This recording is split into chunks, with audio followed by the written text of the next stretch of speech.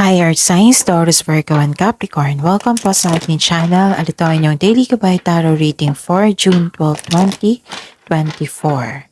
Please be reminded, kung naka-resonate kayo, comment down. Kung hindi kayo naka-resonate, ibigay niyo po sa iba kasi general reading po ito.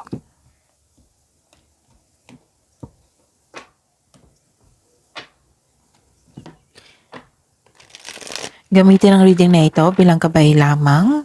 Please like, subscribe, and click bell button for notification para updated po kayo sa daily tarot reading natin. Maraming salamat po.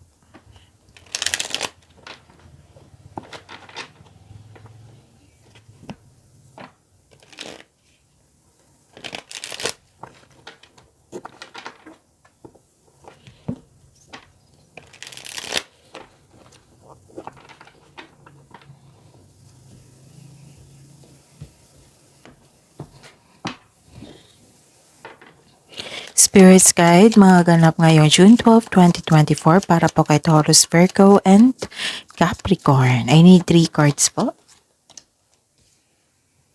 May nakita ko ditong, kung hindi ako nagkakamali, lumabas ito kahapon sa inyo, so check nyo. Kasi may lumabas dito na makaka-receive kayo ng news information, intention. Malalaman mo ang intention ng isang tao or may hinihintay kayo which is expected nyo. May hinihintay kayong cheque or malaking pera.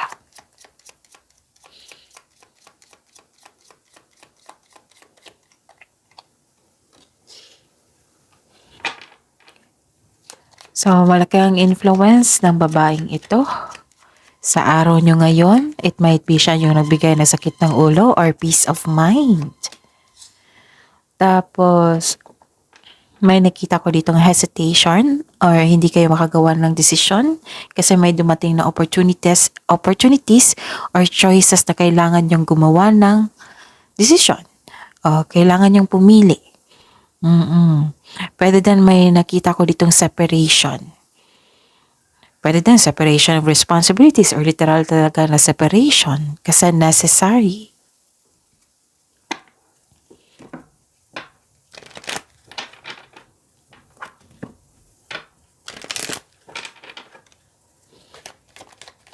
Spirits Guide, mensahe niyo po, 2 card po.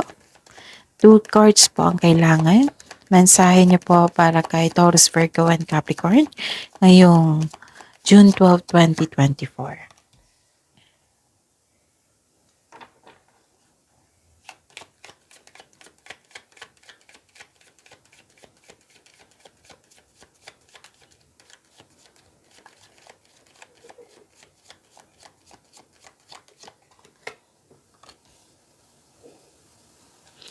Okay, Taurus, Virgo, and Capricorn. Yung mensahe po para sa inyo is kung naghahanap kayo ng katotohanan, kasagutan sa inyong mga tanong, solusyon sa inyong problema.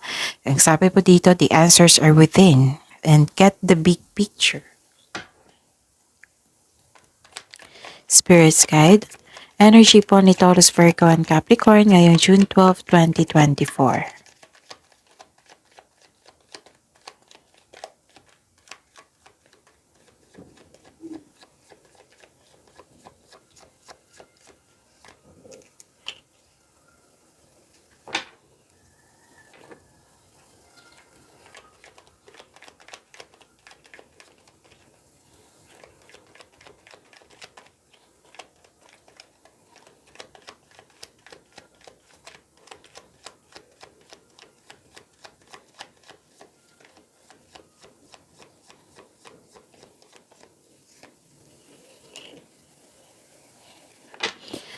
Okay, Taurus, Virgo, and Capricorn.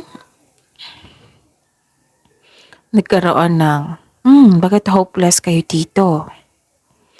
May nakita ko ditong loss of faith, disconnection from the source, disappointment, at pessimism. Yung iwasan nyo to ha, yung magkaroon ng what I meant is, nag-self-pity. Iwasan nyo to. Yung, lalo na't yung lumalabas na negativity sa inyong bibig, Mm. So, iwasan niyo 'to kasi kung ano yung bigay niyo sa nature, yan din yung balik sa inyo. Nakakasama po yan sa inyo, okay? Nakikita ko kasi dito na nawalan ka ng pag-asa. You have lack of self-confidence. Madali kang mag-give up para sana tapusin yung mga ginagawa or para sana tapusin yung connection. Nagkaroon po ng blockages. So, kung na may nangyaring na nanghihina kayo, wag niyong hayaan na lumaki pa ito. Kasi, I know, ang mahirap talaga pag na-disappoint kayo. So, sikapin nyo lang po na wag magkaroon ng self-pity, lalo na't may lalabas na negative energy sa inyong bibig. No. That's a big no kasi nakakasama yan sa inyo. Kasi kung ano yung bigay mo, yan din yung balik. So, sabi po ng card dito, huwag kayong mag-alala. Kasi inspiration is on the ways. Don't give up. Your body and soul will heal. Matagal ang healing process, pero at least nasimulan nyo na. Na-let go nyo na. So, the advice is be inspired. Dreams to come true po. And may nakita ko ditong, anong tawag nito? May nakita kong hindi pagkakaisa. May naisip ka sa nakaraan. Sa weekly pa ito eh. Kung hindi ako nagkakamali or the other day. Actually, kahapon. May naisip kayo sa nakaraan. Taurus, Virgo, and Capricorn. Sino ba yan? Kailangan nyo ma-let go yan. Kung hindi na to existing sa present nyo, kailangan nyo talagang i-let go. Forgive yourself. Pwede mo din siya ma-forgive kahit mo hindi siya kausap. Forgive yourself. You can forgive this person to your mind and heart para sa peace of mind mo. Gawin mo ito para sa inyong sarili. Okay? Kahit hindi tayo nakatanggap ng sorry, so be it. Basta siguraduhin mo yung sarili mo. Kailangan ma-overcome nyo na ito. Huwag nyong pahirapan yung sarili nyo. Okay? And so may naalala ka sa nakaraan. Like for example, mas mabuti pa yung nakaraan kaysa ngayon. Tapos may unexpected na kausap ka na yung nagpaalala sa inyo sa nakaraan. So, the advice is let the memories rest. Matutong i-let go yung nakaraan kasi dito na tayo sa present po para sa future, okay? Career and money po ni Taurus, Virgo, and Capricorn ngayong June 12, 2024.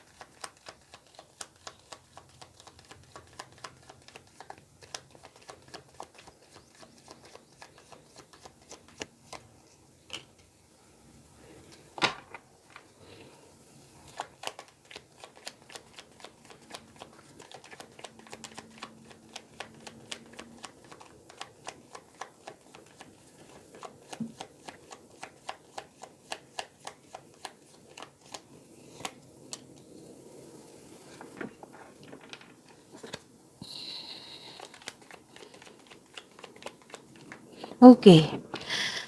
Nakikita ko dito sa career and money nyo, busy kayo. Marami kayong iniisip, marami kayong ideas na gustong gawin. May nakikita rin ako ditong nag-go na kayo sa inyong matagal na plano. Yes, busy kayo ngayong araw na ito. May nakita rin ako dito na granted yung manifestation nyo. May nakita rin akong parating na blessings. This is to remind you na this blessings na binigay sa inyo, sabi po ng card, gamitin niyo po itong opportunity na ito for clear intention. And please know that you are divinely guided. All things are possible. Okay, may nakita rin akong signing of contract dito. Pero din nagkaroon ng agreement. And may nakita din ako ditong humihingi ng tulong mula sa inyong humihingi ka ng tulong mula sa inyong trustworthy co-worker or mga tao na same business industry mo. Tapos gawa ka daw ng diskarte para sa inyong kaperahan at layunin.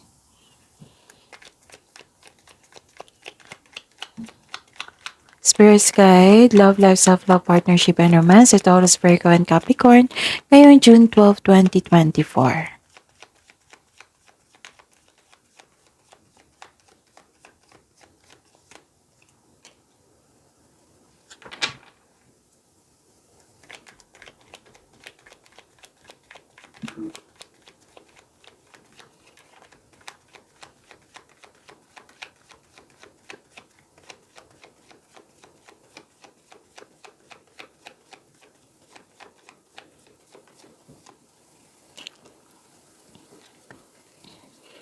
Okay, sa love life, self-love, partnership, and romance.